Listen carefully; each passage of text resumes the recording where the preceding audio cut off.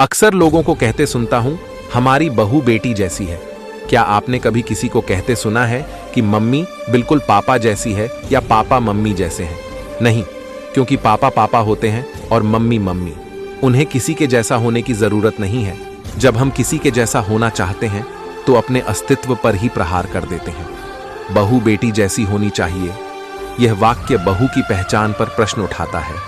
क्या बहू होने में अपनी कोई खासियत नहीं है जो बेटी जैसा होने का प्रमाण चाहिए?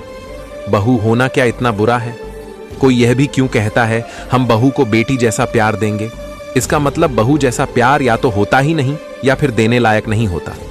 बहू बहू होती है और बेटी बेटी, इनकी तुलना करना बेबुनियाद है। बेटी घर में जन्म लेती है, बहू पराए घर से आती है, अपना बचपन कहीं पीछे छोड़ आती है।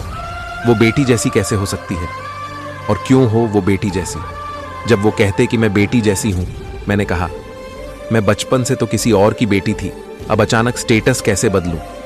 मुझे नहीं होना किसी के जैसा, मैं स्वयं में ही संपूर्ण हूं। अगर हो सके तो मेरे बुरे वक्त में साथ खड़े रहना, मेरी स्वाभाविक कमजोरियों पर हंसना मत, मेरे मातृत्व पर सवाल मत खड़े करना। मुझे बेटी जैसा प्यार मत देना, पर मुझे बहू का सम्मान देना, मुझे बहू का प्यार देना। मैं बहू हूं और बहू ही रहूंगी। बेटी तो मैं किसी की सालों पहले जन्मी थी, अब ये फिर से तो अगले जन्म में ही पाएगा। सहमत है तो शेयर करें।